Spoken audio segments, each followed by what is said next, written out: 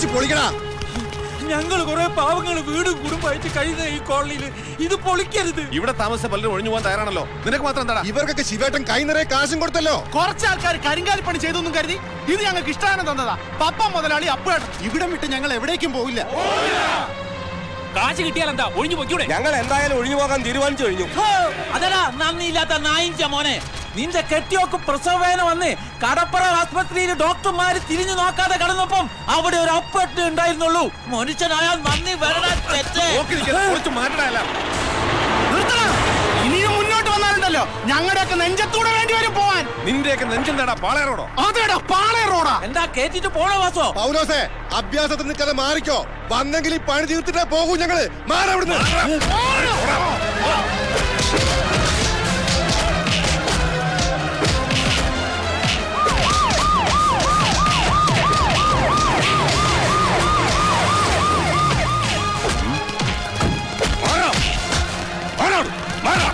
ആർക്കാരാ കോളനിയിൽ നിന്ന് ഒഴിഞ്ഞു പോയിക്കൂടാത്ത? പിടിച്ച് Kerala തെണ്ടുകളെ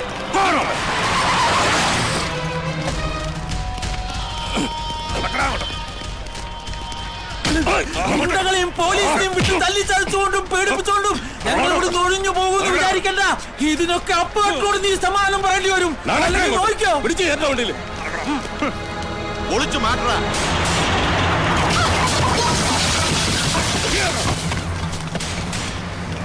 sir, commissioner. Sir, sir.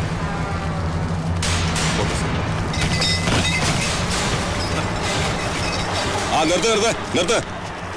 ഉണ്ട ചോറിന് നന്ദിയില്ലാത്തവനാ ഞാനൊന്ന് പറയില്ലേ സാറേ. എന്താണോ?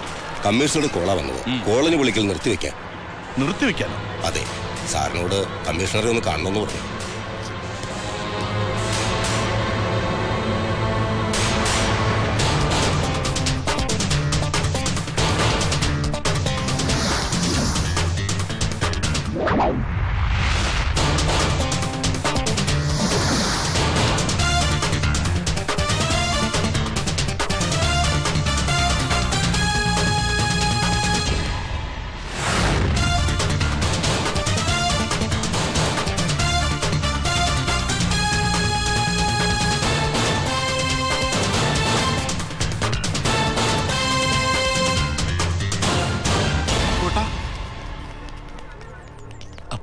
അപ്പോട്ടാ നമ്മുടെ ആൾക്കാരെ പോലീസുകാര്. അപ്പോട്ടാ ഞങ്ങളുടെ വീടും കുടിയും. ദൈവം കാവലുണ്ട്. പുതിയ ആളാ. ലീല ഗ്രൂപ്പിലെ അപ്പു, പപ്പം മുതലാളിയുടെ മൂത്ത മകൻ. ഞാൻ അപ്പു. വന്നത് പരാതി വല്ലതും ആണെങ്കിൽ ഒരു കഷ്ണം വെള്ളക്കടലാസിലും എഴുതി തന്നാ മതി. അങ്ങനെ എഴുതി അവതരിപ്പിക്കാൻ മാത്രമുള്ള പരാതിയൊന്നും ഇല്ലല്ലോ. എന്നാ പോവാ. ഇങ്ങ വേടാ പോവാ. അവരെ ഞാനാ അവിടെ കൊണ്ടുവന്നത്. നിങ്ങൾ കൊണ്ടുവന്നുകൊണ്ടാണല്ലോ വിളിച്ചോണ്ട് പോവാൻ ഞാൻ വന്നത്. ക്രിമിനലുകളെ പോലീസ് പിടിച്ചോണ്ട് വന്നാ പുറകെ താമെന്ന് തിരിച്ചങ്ങ് ഒലത്തിക്കൊണ്ട് പോവോ? രാജശേഖരൻ പുതിയ ആളാണല്ലേ?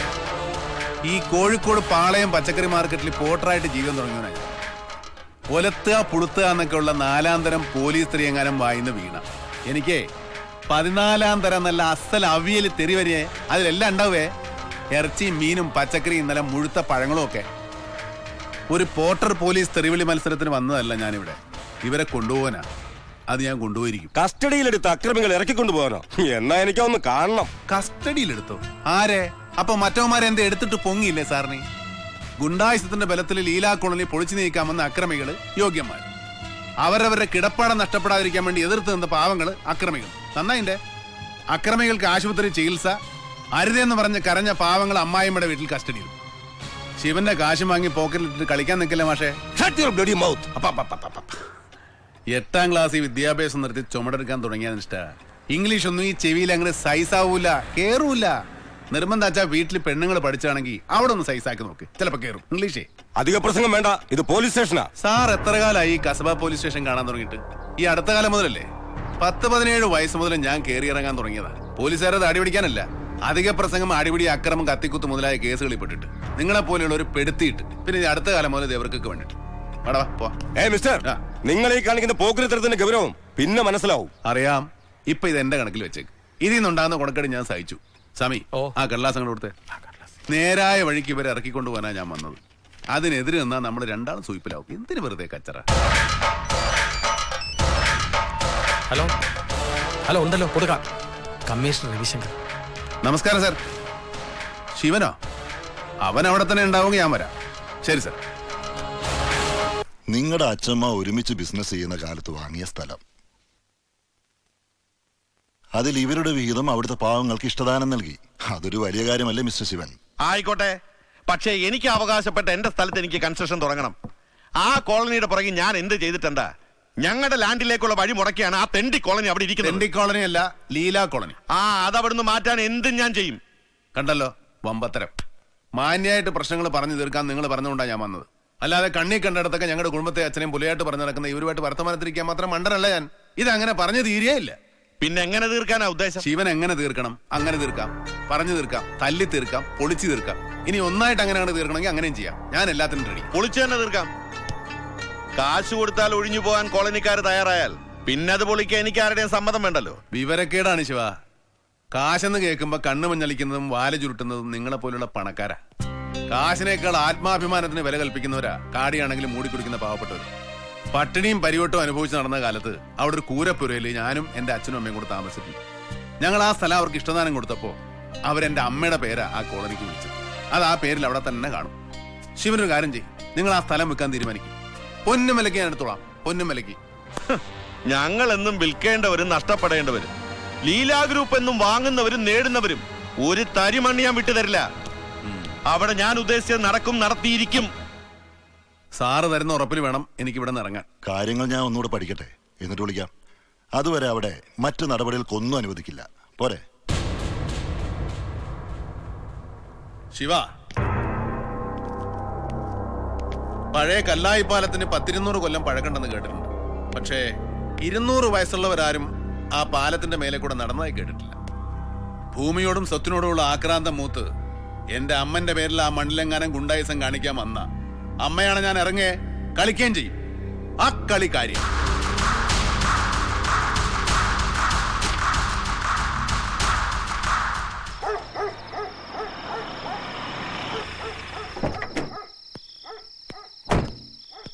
എല്ലാരും ഉറങ്ങിയോ? ഇല്ല. എന്റെ അമ്മേ, നീ ആ പെട്ടിക്ക് നിർത്തി വെച്ചേ.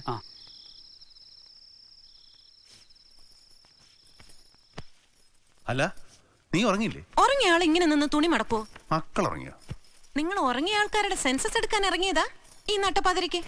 ചോദിച്ചു പോയതല്ലേ പൊന്നാരെ. മക്കൾക്ക് ലോകകാര്യങ്ങളൊന്നും നോക്കാനില്ലല്ലോ. അച്ഛനെ നോക്കിയിരുന്നു, മടുത്തപ്പോ ഉറങ്ങി. കോഴിക്കോട്ടങ്ങാടിയിൽ ഇന്ന് രാവിലെ എത്തിയെന്നാണല്ലോ അറിവ്. എന്തൊക്കെ കഴിഞ്ഞിട്ടാണാവോ ഈ എഴുന്നള്ളത്ത്? അതെ, താനൂർക്ക് ചക്ക തിന്നാൻ ചെന്നപ്പോ ചക്കയെല്ലാം തമ്പാനൂർക്ക് പോയിന്ന് കേട്ടു. തമ്പാനൂർ ചെന്നപ്പോ ചക്ക മാവിലാ കായ്ക്കുന്നു. മാവിലുണ്ടായ ചക്ക തിന്നാൻ പറ്റുമെന്ന് മാവിലായി ചെന്ന് കാർന്നോമാരോട് ചോദിച്ചപ്പോ കാർന്നോമാര് പറഞ്ഞു ഞങ്ങൾ ഈ നാട്ടുകാരല്ലേ. അപ്പോട്ട് അങ്ങോട്ട് പോന്നു. വന്നൂലോ.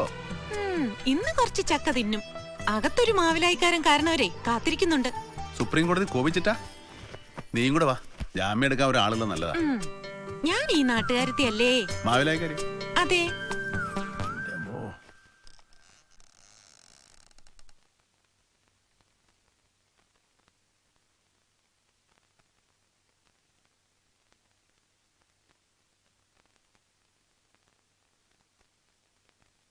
നിക്ക, കണ്ണടച്ച് കിടക്കുന്നതാ സന്തോഷം. കണ്ണിൽ പെടാതെ പോകാലോ അല്ലേ? അപ്പൊ കണ്ണടയുന്നതാ ഇഷ്ടം. അതെ, ടൗണിൽ വന്ന് ഇറങ്ങിയപ്പോ ഒരു 100 കൂട്ടം പ്രശ്നങ്ങളാ. പൂരത്തിനൊടുവിലാ വെടിക്കെട്ട്. അതൊരു ചടങ്ങാ. കാര്യമുള്ള കാര്യമൊന്നുമല്ല, ഒരു രസത്തിന് എന്ന പോലെ ഉള്ളൂ അച്ഛൻ. എല്ലാം കഴിഞ്ഞിട്ട് ഒടുവില് രസത്തിനൊരു കാണല് അല്ലടോ. അച്ഛനൊന്ന് എണീറ്റിരിക്കണം. എന്തിനാ? എന്റെ നടുമോന്ത് നോക്കി 2 പൊട്ടിക്കാൻ.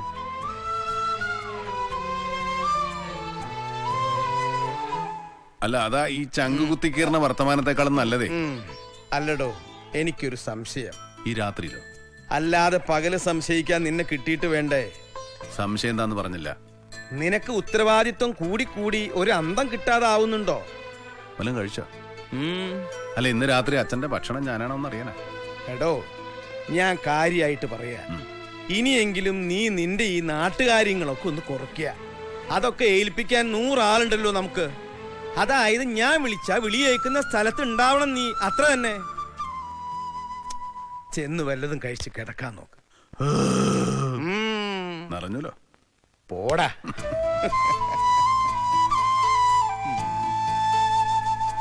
ഇന്നെന്താണാവോ എം ഡിയുടെ മൂഡ്? കടിയും കൊരയുമാണോ അതോ കളിയും ചിരിയുമാണോ ദൈവത്തിനറിയാം. 5-6 ദിവസം ഔട്ട് ഓഫ് സ്റ്റേഷൻ ആയിരുന്നതിന്റെ ക്രോസ് വിസ്താരം ഉറപ്പാ. എന്തൊക്കെ കുഴപ്പങ്ങളാ ഉണ്ടാക്കി വെച്ചിരിക്കുന്നെന്ന് പരിശോധിക്കുന്ന എല്ലാവർക്കും നല്ലതാ. എനിക്ക് വടി വിഴുങ്ങിയ പോലെ നിൽക്കാതെ എന്തെങ്കിലും ജോലി പോയി ചെയ്യന്റെ മാഷേ പോ. ആരാ ഇയാള്?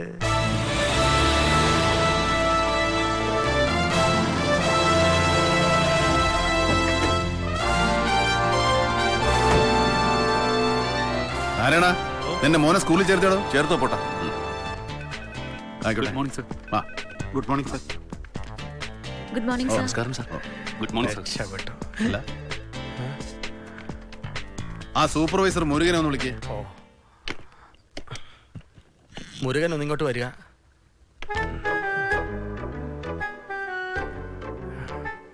എന്തേ ഇങ്ങനെ സൂക്ഷിച്ചു നോക്കുന്ന? നോക്കാൻ പാടില്ലേ? അല്ല, രാവിലെ അച്ഛന്റെ വക ഒരു നോട്ടം കഴിഞ്ഞതാ. കുറച്ചു ദിവസമായില്ലേ കണ്ടിട്ട്, മേലിഞ്ഞു പോയി നോക്കിയതാ. അത്രേ ഉള്ളൂ. അത്ര മാത്രമേ ഉള്ളൂ. ആ എങ്ങനെയുണ്ട് ബസ് സർവീസ് ഒക്കെ? നടക്കുന്നു. നമ്മുടെ ബസ്സൊക്കെ നടക്കാണോ, ഓടുന്നില്ലേ? ഉണ്ട്. ഇല്ല, ഈ ഒരാഴ്ചന്റെ ഇടയിൽ എത്ര ട്രിപ്പുകളാ മുടങ്ങിയത്? പാലക്കാട്, വയനാട്, നിലമ്പൂര് ഒന്നും ഓടിയിട്ടില്ല. വണ്ടികൾ ഏറെയും കട്ടപ്പുറത്താ. ഇല്ലേ മുരുക?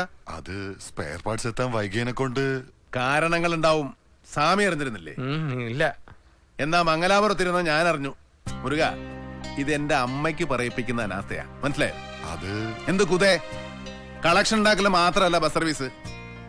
എന്താ സ്വാമി സർവീസിന്റെ മലയാളം? സേവനം. ആ, എന്നാ അങ്ങനെ ഒന്നുകൂടെ ഉണ്ടേ. മറ്റു വാഹനങ്ങളില്ലാത്ത വയനാട്, നിലമ്പൂർ ഭാഗത്ത് ഉള്ളോട്ടൊക്കെ സാധാ മനുഷ്യന്മാര് ലീല ബസ് കാത്തു നിൽക്കും. ലീല വരാത്തോണ്ട് പണി മുടങ്ങി, ലീല വരാത്തോണ്ട് ആശുപത്രി പോയില്ല, ലീല വരാത്ത ചതിയായി പോയി എന്നൊക്കെ പാവങ്ങൾ പറയും. ഈ ലീല ലീല എന്ന് പറയുന്നത് എന്റെ അമ്മന്റെ പേരാണല്ലോ, ആണോ? ആ, അപ്പൊ ചുരുക്കത്തില് നാട്ടുകാരെ കൊണ്ട് എന്റെ അമ്മയ്ക്ക് പറയിപ്പിക്കില്ല നിങ്ങൾ ഈ ചെയ്യുന്നത്. ഞാനങ്ങോട്ട് വർക്ക്ഷോപ്പിലേക്ക് വരണ്ട്. മുരുകൻ ചെല്ല്. സാമി. ഓ,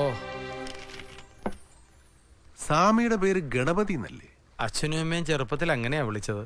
എന്തേ മാറ്റണോ? അല്ല, മുരുകനോട് പോകാൻ പറഞ്ഞപ്പോ ഗണപതി പോകുന്നത് കണ്ടു, അതുകൊണ്ട് ചോദിച്ചാ. ഗണപതിയും മുരുകനും സഹോദര ദൈവങ്ങളാണല്ലോ, അതുകൊണ്ട് അറിയാതെ പോയി. ഇനിയിപ്പോ അറിഞ്ഞോണ്ട് പോയാ മതി.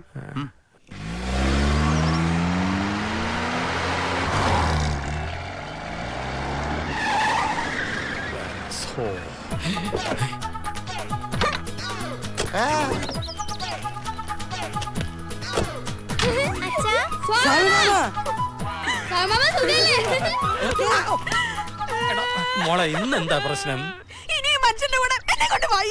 ഈശ്വര, കാര്യങ്ങൾ അത്രടമലെത്തിയോ? കീരിക്ക് പുറകെ ചെങ്കീരി എന്ന് പറഞ്ഞ പോലെ താനും ഇങ്ങെത്തിയോ? അല്ല ചിത്രഭാനു, അഡ്വക്കേറ്റ് ചിത്രഭാനു. അറിയാത്തോണ്ട് ചോദിക്കുക. അറിയാത്തതല്ലേ ചോദിക്കൂ. പോയിന്റ്. ഇപ്രാവശ്യം ആരാരെയാ സംശയിച്ചത്? പറയേണ്ട അടുത്ത് ഞാൻ പറഞ്ഞോളാം. താൻ ടൂറിസ്റ്റ് ടാക്സിക്ക് കാശ് കൊടുക്കും. ഗണപതി എത്തി. എന്താ നിങ്ങളുടെ പുതിയ പ്രശ്നം? എത്തി. വിളിച്ചോ?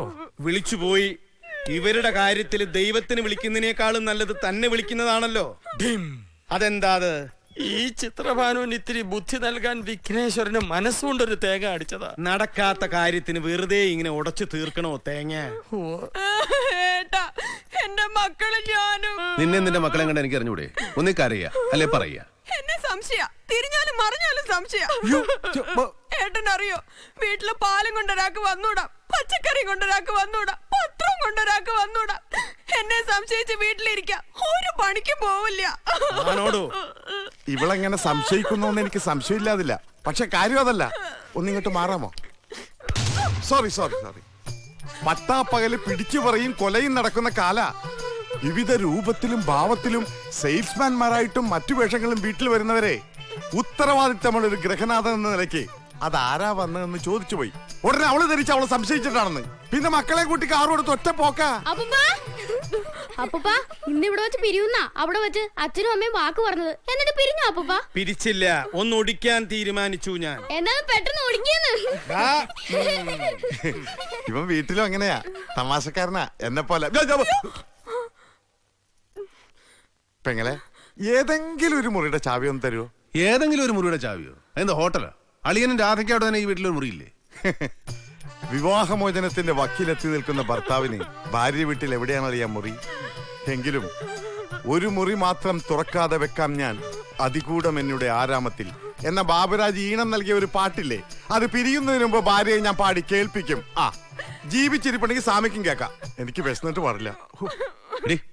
അളിയനോ ഇങ്ങനെ ഒരുത്തൻ, നിനക്കെങ്കിലും ഒരു പൊടിക്കൊന്ന് വിട്ടുകൊടുത്തൂടെ? തന്തയും തള്ള ഇങ്ങനെ സംശയിച്ചും തമ്മിത്തല്ലിയും കഴിയണ വീട്ടിൽ വളർന്ന കുട്ടികളെ ചീത്താവൻ എളുപ്പാ. അത് മറക്കണ്ട കൊഴല്. അവൻ പറഞ്ഞത് കേട്ടില്ലേ? ചെല്ലേ നിക്ക്. എന്നും താൻ എനിക്ക് നല്ലതേ ചെയ്തിട്ടുള്ളൂ. പക്ഷേ ഈ ഒരൊറ്റ കാര്യത്തിൽ തന്റെ കണക്ക് തെറ്റി. അഡ്വക്കേറ്റ് കുഞ്ഞികൃഷ്ണമേനോന്റെ അനന്തരവനാണ്, ആനയാണ്, ചേനയാണ് എന്നൊക്കെ പറഞ്ഞ് താൻ ഒരുത്തം കാരണമല്ലടോ എന്റെ മോളെ ഞാൻ ആ വിട്ടിക്ക് കെട്ടിച്ചു കൊടുത്തു. ചക്കയാവുമ്പോ ചൂഴ്ന്നു നോക്കാം, പക്കിയിലാവുമ്പോഴോ? ആ അതൊരു പോയിന്റാ. എന്താ ഇങ്ങനെ സൂക്ഷിച്ചു നോക്കുന്നത്? അല്ല, എല്ലാം കഴിഞ്ഞിട്ട് എന്റെ പുറകീന്ന് ആക്കിയ ഒരു ഇളി ഉണ്ടല്ലോ, അതുണ്ടോന്ന് നോക്കിയതാ.